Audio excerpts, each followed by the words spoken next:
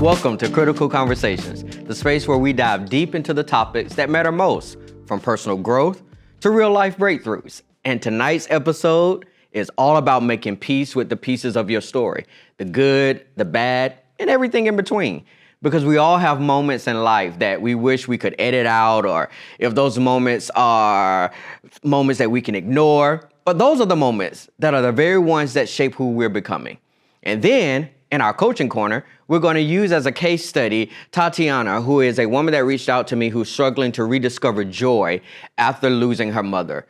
It's a conversation that many of us can relate to, and we'll be unpacking ways to find light in the darkest moments of our lives. And then later on, we're going to wrap up the night with some encouragement on the beauty of failure. Yes, you heard that right. There's beauty in failure, and I'm excited to share why. But first, I want you to meet tonight's guest, Travelle Anderson. He's an entrepreneur who's been making waves in the hair industry. And trust me, you're going to love this conversation. Travelle's journey is full of insight, and I can't wait to get into it. So help me welcome Travelle Anderson to Critical Conversations. Hello there. Hey, Travis. Good to see you. So good to see you. Let's have a seat. We about to talk. Well, Travelle Anderson, I have to say I'm just so honored that you are sitting on this set with me. No, the honor is mine. So great to have you. Okay, for those that do not have the privilege and the honor of doing life with you, because I do get that privilege as well, just tell people a little bit about yourself. So, Travelle Lavar Anderson, of course. If you follow me on social media or YouTube, I'm Travelle Lavar. I'm a hairstylist / singer / audio engineer / cook / friend / brother. All, the list goes on. Very true. He is definitely a cook. Now, I did not have him on the show because he's a cook, but he is definitely a cook. I just want to make sure that's important in this. Okay. Okay, good stuff. Okay, so we're going to start with the hair industry. How in the world did you get involved with that? I want to say I stumbled into it, but I didn't. It was definitely God. Okay. I've been cutting hair since I was 13 years old. I used to cut all my friends' hair in school, my brothers, and they were horrible. Okay. I messed up everybody's hairline. But once I graduated high school, I did attend college, and I just struggled to find my footing in college. I'm like, it's not for me. I always knew I wanted to do something with hair, so I thought, hey, let me go back to school and get my barber's license so I could open a barber shop and then finish college, and that was my plan. Wow. In New Jersey at the time where I lived, they didn't offer a barber license. It was strictly cosmetologist. You had to go for the full program, so hair, skin, and nails. So I talked to my parents about it. They were like, are you sure? And I said, well, yeah. So I went, and halfway through school, I fell in love with hair. I thought it would be barbering, but it ended up being hair. So once I graduated, I did both for a few years, and then I switched over to primarily just doing hair and women's hair, and I loved it. I loved the science of it. I loved the impact it had on women. I loved the impact it had on their self-image, and here we are 17 years later. I love that. Now, the part of this that I do love, well, a lot of things kind of stand out when people start talking, but one of the things that pop out is how you started this hair journey thinking you were going to be a barber, open up a barber shop. You end up falling in love with another part of the hair industry. How was it for you mentally, emotionally, or did you have any issues doing that switch? I had a lot of challenges. So for perspective, I'm a 4th generation hairstylist. So my great-grandma was a hairstylist. I don't think I knew it was 4 generations.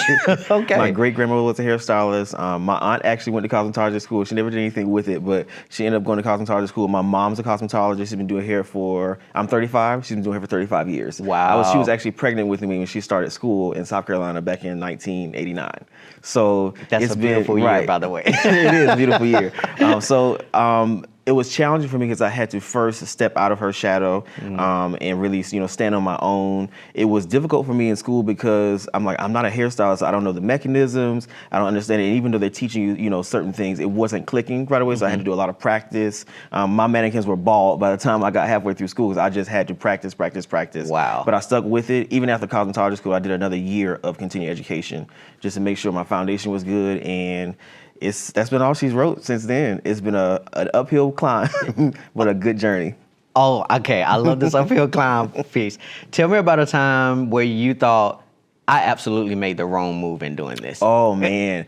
I will never forget. I'm going to tell this on TV. This is so embarrassing. I graduated school. I was working in a salon, and I was assisting. So you shampoo tech or, assist a certain stylist. And I was making tips, and stuff like that, but it still was not clicking. Like, I'm working this job, I'm not seeing the fruit of it yet. And if anyone's in cosmetology, the first couple of years are they're rough because you're building yourself. You build up your clientele, you build up your skill set. And I'll never forget, I was working in the salon with my mom at the time, and I was finishing up a client, washing them, and then someone came and said, Trav, your car is outside on a tow truck. And I'm like, oh my God. So I had to think of a quick story, like, my car's not being repossessed. My car's, they're going to fix it. Something was wrong with it. Right. But I hit a low point in my career because I'm like, God, I stepped out on faith doing this, and I'm not seeing the results that I want to see yet. And here I am having my stuff taken away from me. It was embarrassing. It was humiliating. But at the same time, it was also a growth point for me because I got to learn, whatever plan you're in, God is always with you, number one. And number two, even setbacks are setups for, your comeback. So I learned discipline.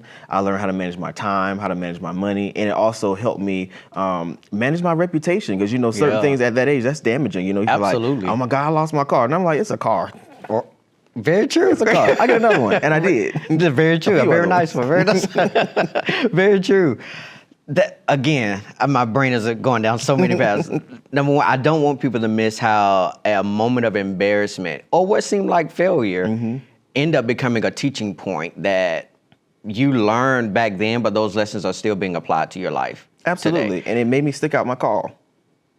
Now, you're good. You're good. Because my next question was going to be, I want you to tell me about your call, your purpose. What do you feel like your call is in life? And then how do you feel like it connects to what you do as a career? My overarching call in life is to help show the love of God to people, specifically show the love of the Father. But when it comes to hair, I help dress people for their moment. Whatever that moment might be, those moments might be a wedding. It may be an interview on TV. It may be a funeral. It may be a child's baptism. But for all those important moments of life, I'm there. Wow. And, people think it's just a hairstyle, but I'm helping you build confidence for that moment. Absolutely. Connecting purpose to it, does it motivate you on days where you're like, I really could retire today? Absolutely. There's days, and there's never a day I don't look forward to going to work because I love what I do. But there's days, naturally, I'm a human. I'm tired. Absolutely. As an entrepreneur, it's a huge workload because you're always on 24/7. After I leave the shop, there's emails, phone calls, client bookings, all this stuff you have to respond to, invoices, managing money, all this different thing. On top of that, living. But there's never a day I don't look forward to going to work because I know someone's going to be impacted when they sit in my chair. Absolutely. I had one lady sit in the chair. I finished. It was just a blowout. And I finished it and I said, oh, you look beautiful. And she starts crying. And I'm like, awkward. Like, what would I do? But no one had told her she was beautiful. Wow. Made her entire week. So little moments like that, that's why I go to work every day. Because I'm changing someone's perspective of how they see themselves. Absolutely. What would you tell somebody? Actually, I have two questions. One, what would you tell somebody about the hair industry and being in that field that you don't think a lot of people consider or even know? I think from a client perspective, people should always remember that hairstylists are people. And on most days, we are wearing the full brunt of everyone that sits in our chair. So we're not just styling hair. We are psychologists. We are therapists. We are friends. Wow. We are sounding boards, all that good stuff. So we have to bear the weight of it. So it's very important as a hairstylist that you have a therapist because you need someone to talk to. Good to and know. You have ways to unwind and shut things off because the day has to end and you can't wear your 16 clients home with you. Very true. Very true. So what would you tell somebody who feels like they have this passion, they have this desire to do this, but they feel like the pieces aren't coming together for them and they're discouraged by all of that, but they can't get away from what wakes up in me when I do this? What would you tell that person? Stick it out. I know it seems simple and kind of cliche, but stick it out. Everything in front of you is just a smoke screen. All of your obstacles, your challenges, all of that, it's not going to be there tomorrow or the next day or the day after that. So if I address this today and let this hinder me from moving forward, I'm not going to make it to my final destination. You got to push through. You got to push through. And more than one time. Yes, every day.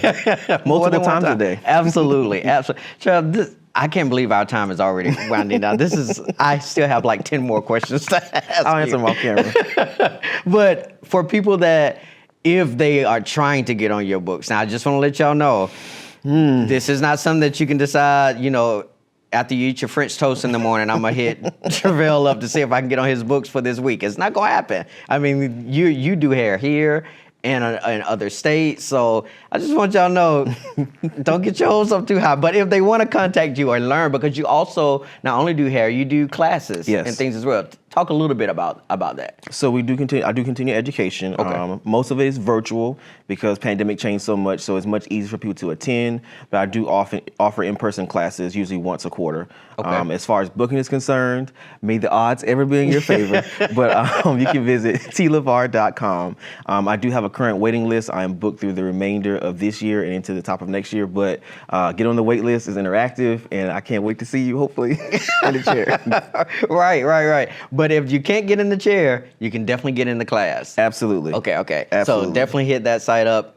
Trav, this has been great, as always, talking to you. I'll in my 60 seconds I probably have, I'm going to throw one more little quick question out there, and that is, if you could do anything else in life, what would it be? I would be a counselor. I can see that. My job has motivated me because I do it anyway, but I would love to be a counselor and sit with people and unpack their stories. I love that. I like talking to you and talking about your story because I feel like it shows people the multiplicity of a call. And even though there's a common thread that goes throughout everything you do, from being in a salon, on a stage singing, in a kitchen cooking, there's a common thread that kind of goes through your life. And I feel like so many people are trying to figure out what is that one thing that they need to be doing, and they need to be finding that one common thread. Yes. And then express yourself in however many ways you want to express. But I think you are a beautiful picture of that. So I'm honored. Thank you, sir. And thank you again for being here. Of course. I've enjoyed it. Of course. Thank y'all for spending time with us. And on the other side of this break is the Coaching Corner. Stay with us. Welcome to Presente, a public affairs program elevating the voices and visibility of matters most important to the Hispanic Latino community, spotlighting leaders who are actively implementing solutions and fostering community-led responses to the issues in their local community. Join us monthly via Channel 19, streaming on cantv.org and the CanTV Plus app. Elevated conversation and storytelling, experience the power of community television.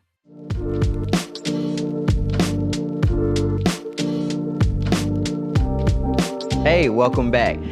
Tonight we're going to deal with something that's really real and really personal, and it's something many of us have faced but rarely know how to navigate, and that is grief.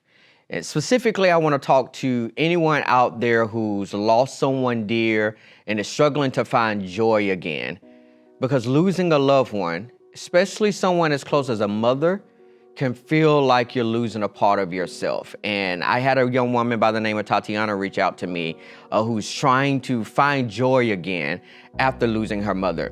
And it's a process that hits deep. It shakes you to the core. It makes you wonder if life will ever feel full again. And I know many of you are going through this right now, or maybe you've been there before. And tonight's conversation then is for you, because we're gonna walk through some practical steps. We're also gonna get into the heart of rediscovering joy when it feels like it's hidden behind layers, and I mean layers of pain. Okay, so here, tip number one is acknowledge the pain, okay? Let's start here. Grief is personal, and you can't let anybody take that away from you. It is personal, and let no one tell you how to grieve, or how long to grieve, or what the right way is to process loss. If you've lost your mom, like Tatiana has, you're probably feeling a range of emotions: sadness, anger, confusion, maybe even a little guilt, depending on the context of the situation. You may also feel this overwhelming sense of loneliness because of how do you actually move forward when someone who has always been a part of your story is suddenly no longer there. And I want to pause for a moment because I want to make sure everybody's paying attention and listening, that if I want to talk to people that are dealing with grief because you lost a person, like Tatiana, or maybe you're dealing with grief because you lost a job, or you lost a friendship, or you lost a marriage, or whatever it is. I want you to have your ears open to hear the things that we're going to share tonight, okay? Because I want you to know that it's okay to feel all of those emotions that we talked about, even the ones that legit do surprise you, because grief isn't linear, and it certainly doesn't follow a script. So don't rush. Be patient with yourself, be kind with yourself, and don't let anyone else rush you either. Take a deep breath and give yourself permission to feel whatever comes up. It's okay to feel. It really is. Okay, so now let's talk about the process, because grief is a journey and it doesn't have a specific destination. There are ways to walk through it without feeling stuck in the same spot. And one of the first steps in moving through grief is acknowledging it for what it is. And that is simply, it's painful. It really is. And it's okay to acknowledge that. But it's also okay to acknowledge that it can be transformative. Grief can open the door to new understandings about love, about life, and about yourself. You might be thinking, okay, that sounds nice, Mr. TV guy, but what do I actually do with this pain? All right, let's break this down. Number one, start by allowing space for the loss. You've lost someone or something irreplaceable, and the only way to honor that is by letting yourself grieve. See, grieving is a part of honoring what was lost. This isn't about wallowing or getting trapped in sadness. It's about allowing yourself to fully experience the emotions so that you can eventually heal. Cry when you need to. Talk about your mom when you feel ready to. Write letters to her if that helps. Create moments where you give your heart permission to just feel, with no judgment, no guilt, no shame, just feel. Okay? Number two, find your anchor in routine. Because often when life feels chaotic and you're emotionally drained, having a simple routine can be grounding. You don't have to do everything at once. You don't have to, getting back into all of your activities all at one time could be overwhelming. But slowly and gradually get back into the ones that brought you peace or joy, whether it's taking a walk, or journaling, or even something as small as brewing your favorite tea or having your favorite cup of coffee. It can help remind you that life still holds beauty, even when you can't always see it. All right. Number three, lean into your community. Because sometimes in grief, we tend to isolate ourselves. But I want to encourage you not to go through this alone. Lean into the people who really do love you. Let them hold space for your pain, even if it's just sitting quietly with you. Your community might be friends, it could be family or a support group, but whoever it is, know that you don't have to carry the weight of this loss by yourself.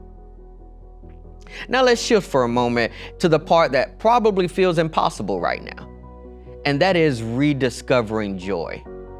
Because after such a deep loss, joy can literally seem like a distant memory. But it's important to understand that joy doesn't replace grief. It grows alongside it. It's not a battle of if you're gonna grieve or if you're gonna be full of joy or happy. No, it's how we're going to grow with both of these things. Because they're not opposites. They're just different parts of the same journey. So how do you find joy when your heart feels broken?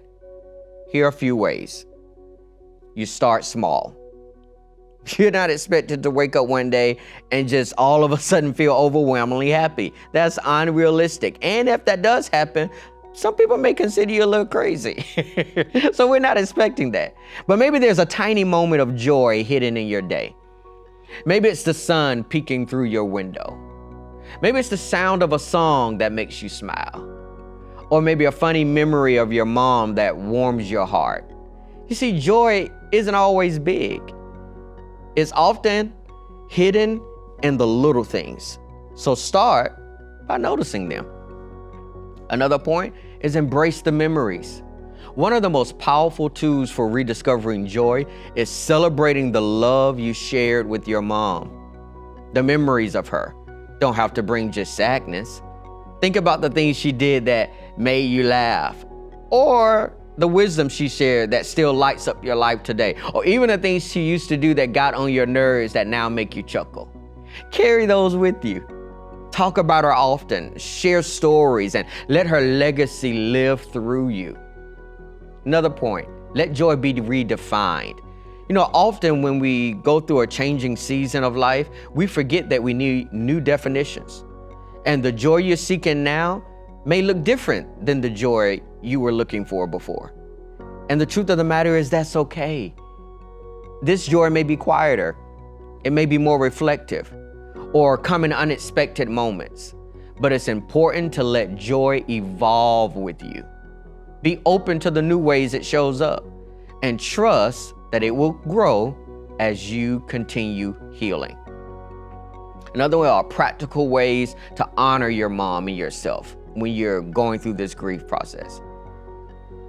And this is really small and really practical, but you need to honor your mom's memory. And you can do that while taking care of yourself. And one way to do this is by creating what I call rituals of remembrance. Maybe it's cooking her favorite meal, celebrating her birthday in a special way, or starting a new tradition that is solely in her honor. Because by doing this, you're keeping your spirit alive while also allowing yourself space to heal. At the same time, it's vital to take care of your own heart. Self-care during grief, it looks different for everyone, but it could be anything from talking to a therapist, journaling, writing out your emotions, or simply resting when you need to.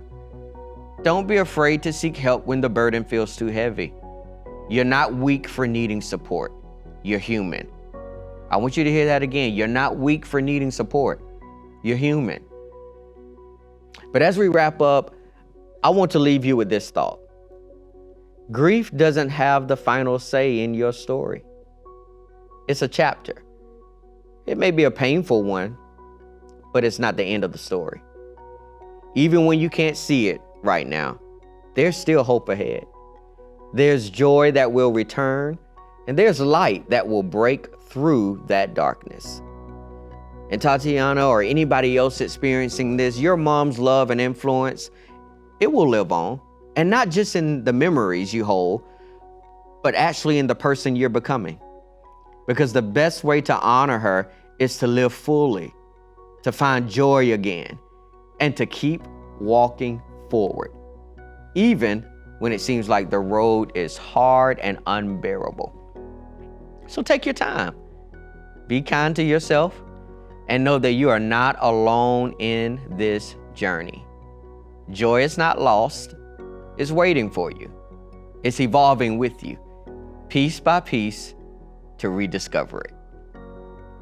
I want to thank you, Tatiana, and anybody else that's going through this journey, for allowing me to walk you through this tender topic with you tonight. And I hope this conversation helped you feel seen, heard, and maybe just a little more hopeful. Grief may be indeed a part of your story, but so is healing, and so is joy. So stay open to it. I want you to take care of your heart, because you need to remember that you're stronger than you know, stronger than you realize. And we'll be right back with Be Encouraged. Stay with us.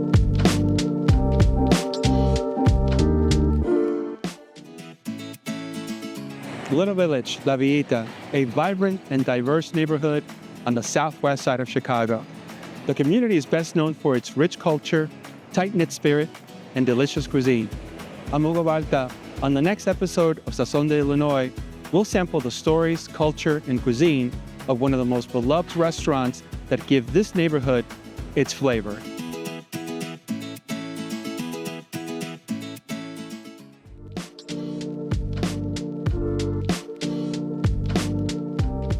Welcome back, and I hope these conversations tonight have been illuminating and enlightening and encouraging for you. And I don't want to leave us just yet without addressing something that I think we all need to hear. Through the journey of life of trying to discover our purpose, trying to live through grief, trying to find joy again, one of the things that you're going to find yourself constantly bumping up against, and that's failure. And I know that's not a word that most of us want to hear because it brings up feelings of shame and fear and, if I'm honest, regret. But what if I told you that failure and all its discomfort holds a beauty that many of us miss? What if I told you that failure isn't the end of the road, but a crucial step on the journey to success? You see, oftentimes when you're dealing with something like failure, you've got to start reframing your mind, your perspective, your vision on what the thing looks like. I remember being in college in a communications class, and one of the techniques that used to help some people is imagining that your audience was something else or somebody else. So if you get nervous in front of people, just get a new perspective with it and imagine everybody sitting in the audience with their underwear on, or imagine everybody sitting in the audience with a block of cheese on their heads. Just something to just reframe it. As funny and as simple as that may sound, I'm actually about to encourage you to do the same thing with your failure. You see, failure is only a teacher to those who are willing to keep going. But for those who quit, it becomes a permanent reality. Because here's the truth. To miss the beauty of failure is to misappropriate your own self-value. You're not God. You're human. And you know what the beauty of that statement means? It means that you qualify to make mistakes. I know you want to qualify to win the lottery and qualify for everything else in life. But one of the beauty and the magnificent parts about being a human is that I wake up every day qualified to make a mistake without holding my head down in shame, without feeling bad about it. I'm human, so I can make a mistake.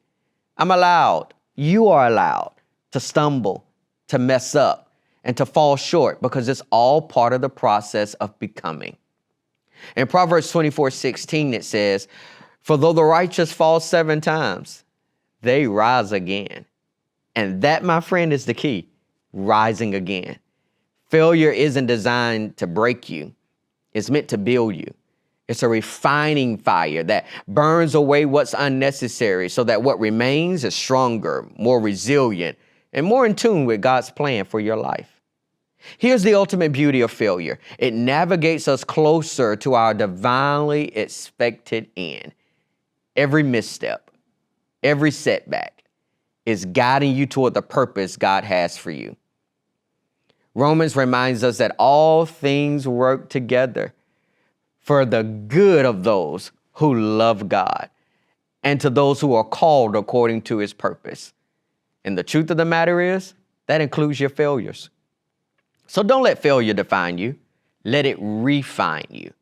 Embrace it as part of the journey, knowing that God is using even your missteps to bring you closer to the victory he has already set before you.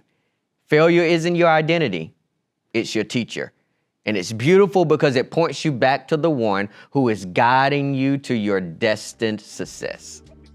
I hope you enjoyed the show tonight, and I hope you discovered some things that require you to have some life-changing conversations. Because remember, transformation is often on the other side of a critical conversation. Have a great night.